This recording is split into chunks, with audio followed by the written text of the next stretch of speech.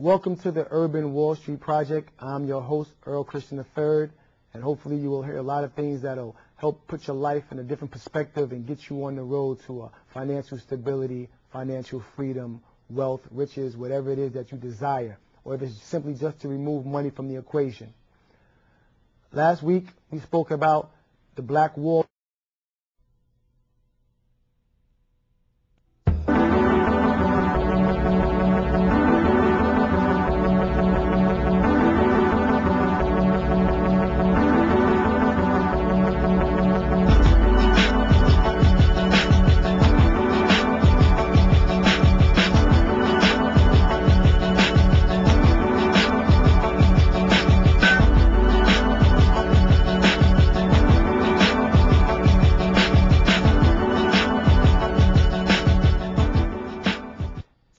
Welcome to the Urban Wall Street Project. I'm your host, Earl Christian III, and hopefully you will hear a lot of things that will help put your life in a different perspective and get you on the road to financial stability, financial freedom, wealth, riches, whatever it is that you desire, or if it's simply just to remove money from the equation.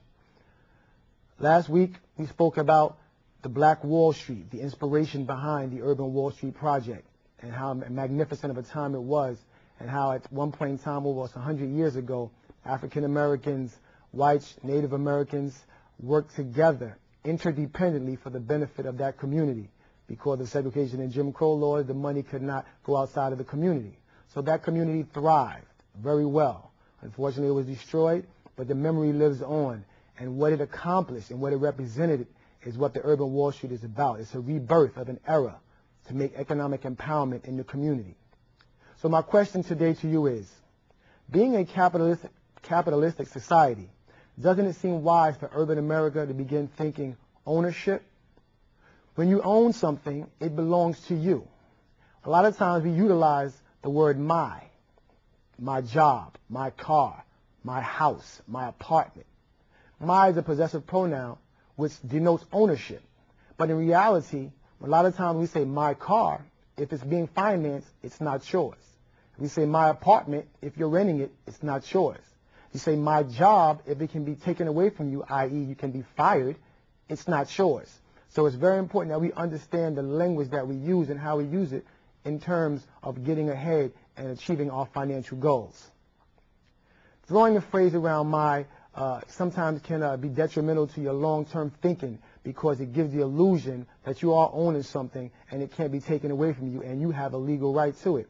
The reality is, there's very few things you do have a legal right to. The one thing you do own is the knowledge that you acquire and any education that you achieve. Those things are ownership, and that's what you take your life to the next level with.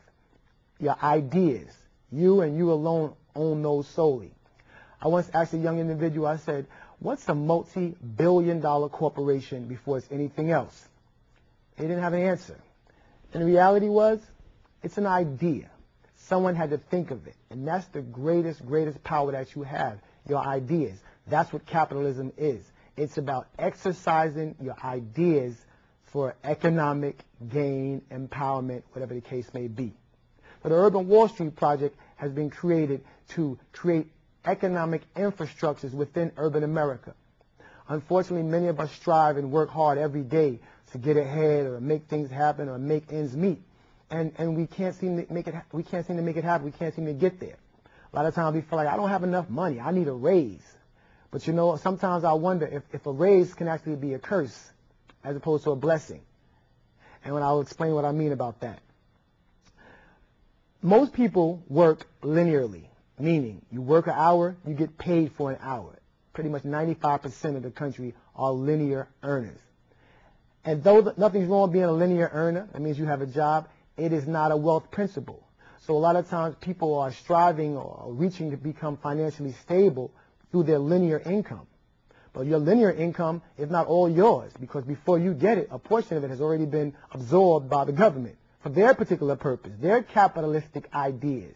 In order for them to exercise their ideas, they need capital. So imagine just getting a little bit of capital from everybody in the country to keep your ideas going or the country going as we would be led to believe. But I will not digress. The reality is this. We have to take honest looks at our economic infrastructures and determine whether or not we are truly doing everything most beneficial to us and our families to move further ahead, to achieve some of that financial greatness or that financial stability that we so desire. So let me talk about the pay raise. Most people, as I said, work hard, we strive to get a pay raise, because what's the assumption? If I'm making more money, I can save more money, I can buy more clothes, I can buy a new home, I can put more money to the side for my college education or my child's education or whatever the case may be. But we all have reasons for why we strive for a raise. Unfortunately, a raise is at the discretion of your employer. So what has to come into place? You have to work really hard, put in more hours, maybe do things you don't want to do, go places you don't want to go. All for what reason? Simply trying to get your finances in order or get your finances to a greater state. And there's nothing wrong with that. But how many of us, when we get a pay raise, sometimes after you get that first check or the second check, it doesn't seem like, you don't even feel like you see the raise. You say, I know I had a raise, I see the addition, but it's almost like the raise didn't even matter. So now all those dreams and thoughts of putting money aside and buying that new home or that car or whatever the case may be, they start to seem like they're going to be deferred because you're not having it. You know why? When you have a job, you don't own it. Remember what I said, my. We all use the word my all the time. Remember, my denotes ownership. You don't own your job. You can own your car if you paid for it. You don't own your apartment unless you bought it. But if you're a renter, you're not owner. But we say it all the time. And that language becomes debilitating because we truly start believing that it is what it is. In all actuality, it's not. The reality is when you get a raise, as your money increases, so does your spending. So if you're making $40,000 a year, you're living your life in that box of $40,000. Now you get a $10,000 raise, you're feeling really good. But at least $4,000 of that goes to the government. And that other $6,000, I'm sure it will be absorbed by a past debt or a future debt or a debt that you will create, thinking that your lifestyle is going to get a little bit better with a little bit more money. Now don't misunderstand what I'm saying. A raise is good. But you have to now remember, the topic of the show is maximizing the urban dollar. So if in the fact that you are a linear worker or you make your money linearly, then that's okay, because the idea is to convert that linear income into residual or passive income. And we're going to talk about residual or passive income because true ownership and true wealth created from ownership comes solely from residual and passive income. So now, as I said, we work more, we earn more, yet we don't seem to be reaching our goals. So what can we do? The reality is this. You have to make sure you spend your money wisely. Maximize the urban dollar. Maximize your dollar. So how can we do that? If we're always spending, we're a great community of consumers. But it's not the spending that's the problem. It's what we're spending our money on. Or I should say what we're not spending our money on. There's two things that you have to know if you want to become a wealthy individual. You have to know what an asset is, and you have to know what a liability is. And the reality is you have to have more assets than liabilities in order to get yourself to the level where you want to be. So what's an asset? Well, an asset's all properties such as cash or stock that may cover your liabilities, cover your expenses, put you in a situation where I'm good, I have everything that I need, and I can maintain my lifestyle. And if I didn't work for 2 months, I could utilize my assets, or I could take all of my assets, or I could sell some of my assets and get some capital that I need. Okay? So it's very important to understand some things. There's 5 words that I want to introduce for in this particular segment, and it's called, the vocabulary words are capital, assets, liability, security, and currency. All of these things all relate to that golden ticket that we're all trying to get, money. Capital is another term used for money. Currency is another term used for money. Assets can be money, cash or stocks. Liabilities surely cost you money, okay? Because liabilities are obligations, legal obligations or responsibilities that can hold one back or handicap you. If you have a car and you can't afford that car note, that car that was once you thought an asset, it now becomes a liability because of insurance or damages or whatever the case may be. A house, nice situation, can be an asset. Sometimes it can become a liability because if you buy a house and you're paying your mortgage is contingent upon the job that you have. Well, if you lose your job, then what happens to that home? Is that house still an asset? Well, if you have a $1,200 mortgage and you lose your job and you can't find a job for 4 months, you may be in serious trouble with that house that you can't pay that mortgage on. So no longer is that home an asset. It has now become an liability because there's a legal obligation to pay for that product, that home. So you have to know that. Security, a stock or a bond. Now we know a stock or a bond is an asset, okay? But security also means safety, confidence, something that gives assurance of safety. So when you say job security, I know sometimes we use the term job security. That job has job security. But what does that really mean? Because a job can be taken away from you. You can lose a job. You can be fired. You can be laid off. Now, something that's supposed to provide security should not put you in a situation where your life can be, at stake, so to speak. Some people lose their jobs, don't know what to do, they end their lives. Some people lose their jobs, can't find another one, they wind up homeless. It's a variety of different outcomes that could come from losing your job, none of which provide security. So let's be very careful when we talk about the language, when it comes to achieving success. It's extremely important. So I want to ask this question. What is wealth? Well, in essence, wealth is measured when pretty much your money is making money that surpasses your expenses consistently. For example, if you have a residual income of $4,000 a month, but your monthly expenses are $2,500 a month, and you know that they will always be $2,500 a month, in essence, you can consider yourself wealthy because your residual income is money that's being made. Now, let me just say what residual income before I continue so anyone doesn't get lost. Residual income is income that's generated when you do something one time and you get paid over and over and over and over. Kind of like royalties from a TV show or record show, or the way the bank gets paid when you pay a mortgage. A banker sells a home, or the broker sells the home, realtor sells the home, they get paid once, the bank is over and over. That's residual income. That's wealth. That's why you see some of your sitcom stars and TV stars that they haven't worked in 4 or 5 years or 6 years, but they had a show that's playing on cable or whatever the case may be. They're still making money. They did something one time. There was one job that's allowing them to earn over and over and over again. Okay, so that's a residual income. You need that. And while I'm on the topic, I might as well just let you know the other income that you'd want to have. Passive. Passive income, ladies, you all may love this. Gentlemen too, but definitely the ladies, because this is do no work and you get paid. Now you say, how can I do no work and get paid?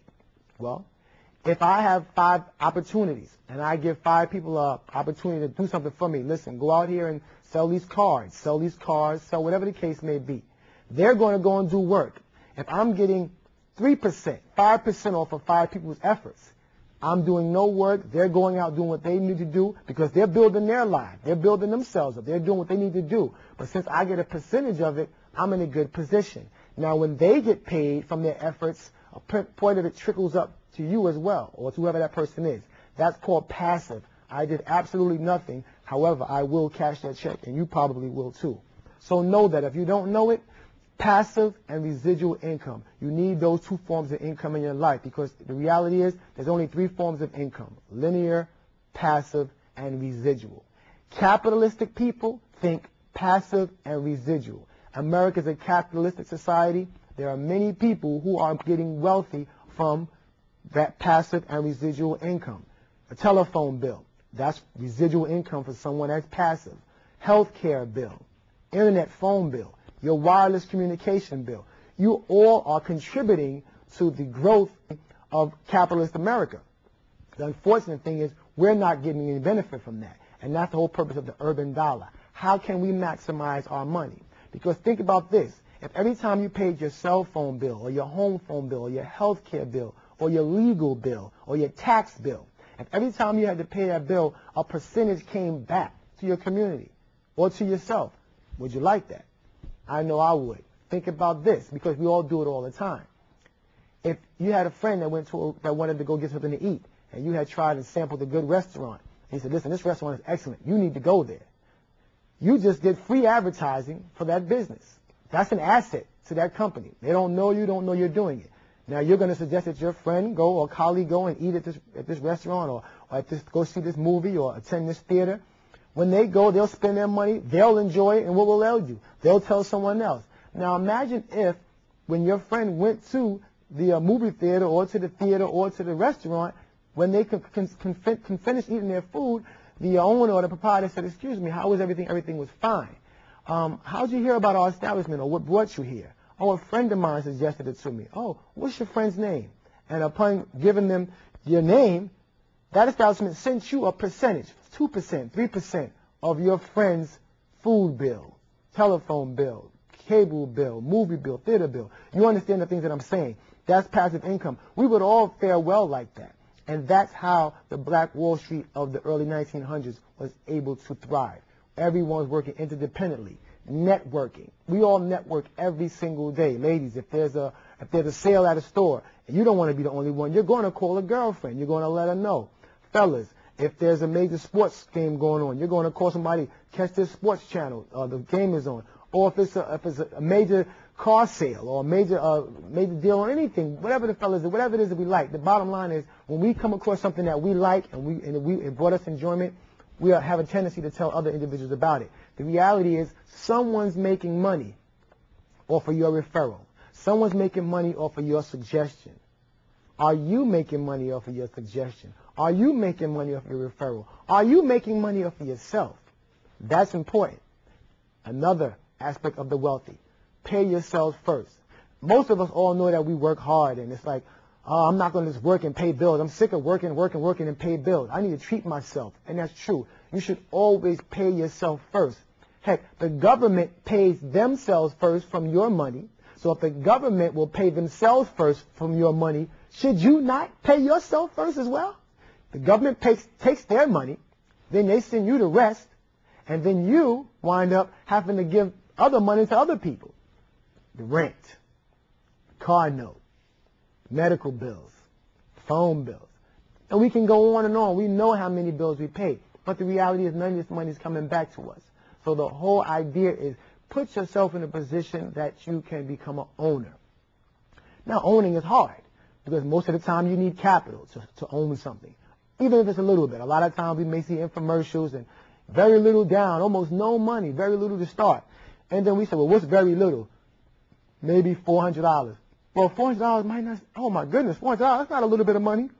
But if $400 could put you in a position where you're making $10,000 a month for the rest of your life, doing the things that you want to do, watching your children grow, going on vacation when you want, having more than 5 personal days, since in a 1 year, 365 days are probably just as personal to you as they are to me. It's very important. Language. Ownership.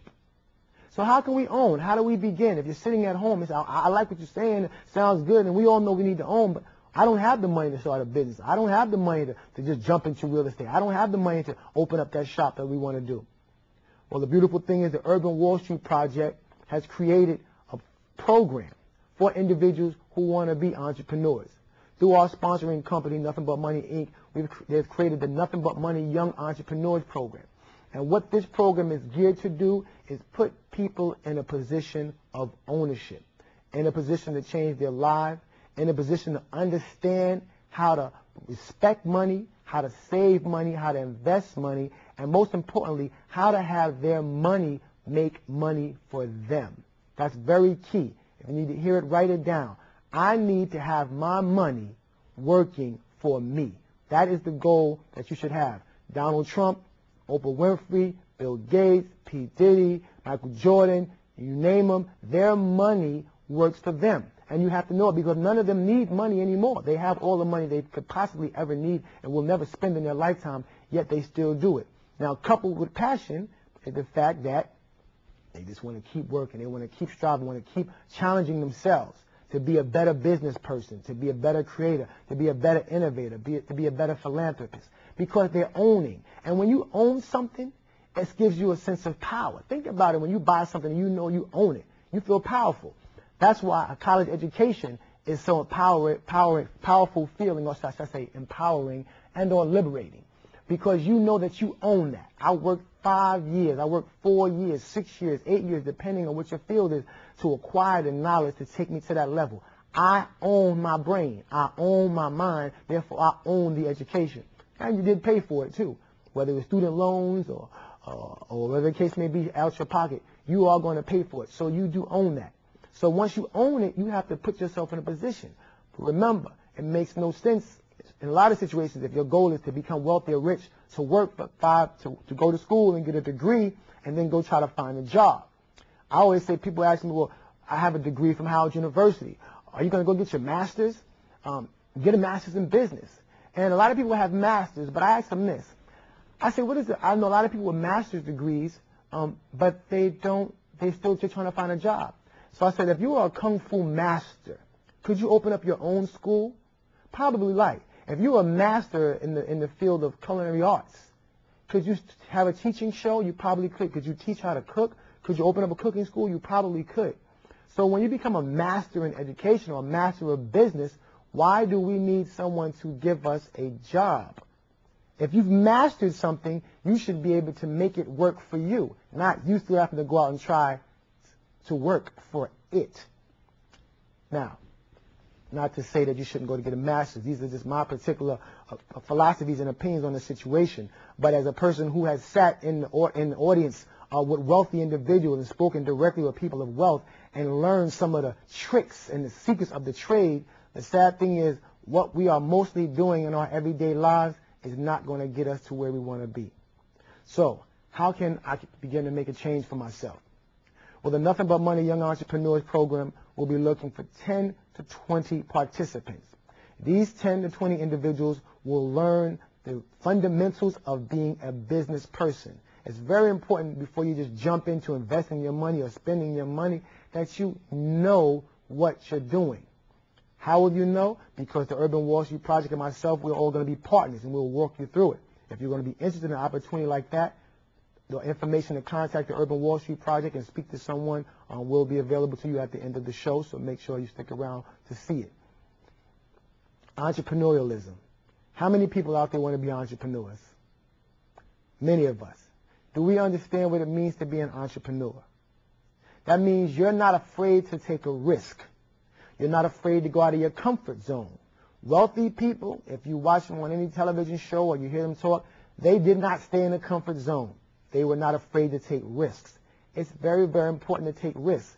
We all take risks every day, whether you're doing something the right way, whether you're doing something the wrong way, whether it's in a relationship, whether it's trying a new job, whether it's buying a new car. Everything's a risk. You risk losing money, you risk making money. You risk losing a job, you risk getting a job. But you have to be dedicated and you have to be committed. So let's think about it. In capitalism, can we acquire financial stability without dedication, without passion? Let's think about this, urban America.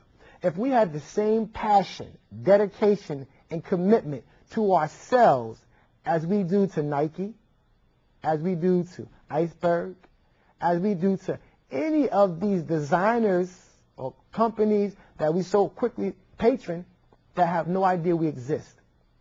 We spend $1.2 trillion a year, yet very little of that money, if any, comes back to our communities. Look around your community, and next time you go outside, remember, my community spends $1.2 trillion. Now, I'm not your community. We're talking about urban America across the country. That's a lot of money, but we're spending it in the wrong thing. We're not owning. You go in our communities, a lot of stores and establishments in our communities are not owned by the people who live in that community. And that has to say something, because money is being made, money is being spent, people are changing their lifestyles, enhancing their lifestyles for themselves and their families, all for our dollar. Now, I'm not saying that there's a problem with that. There's not a problem with it at all. That's what business is. But if we're making other folks wealthy, we should at least try to make ourselves rich. So how many people want to be an entrepreneur? How many people want to understand capitalism? How many people want to understand currency? How many people want to understand what a stock is? How many people want to know what an asset is? You want to know that you want to minimize your liabilities and have your assets. So if I'll give people a few minutes. Get a piece of paper and a pencil and just make 2 columns and write assets and write liabilities. Now remember, assets is anything that generates revenue. You can cause you some money, a stock, a bond, or whatever the case may be. Mutual fund, okay? A liability costs you money, means you're spending money. I'm spending money every month, every week on it, but it's not generating revenue. So what you do, you write up assets on one side, you write liabilities on the other side, and you start identifying. And the assets are what you own. If that asset column is kind of empty and that liability column is kind of heavy, and the first thing you want to start to do is minimize that liability column. What don't I need? You only need a few things, not what don't I want. Because a lot of times we become financially crippled because we're spending all our money on what we want and not what we need. Now, don't misunderstand me. Buying the things that you want is a beautiful thing. But wealth comes when you buy the things that you want after you've acquired and have the things that you need and you're able to do it. A surplus. We all know what surplus is. Having more than you actually need. How many of us actually have more money than we need? Wealthy people have more money than they need. Unfortunately, we don't.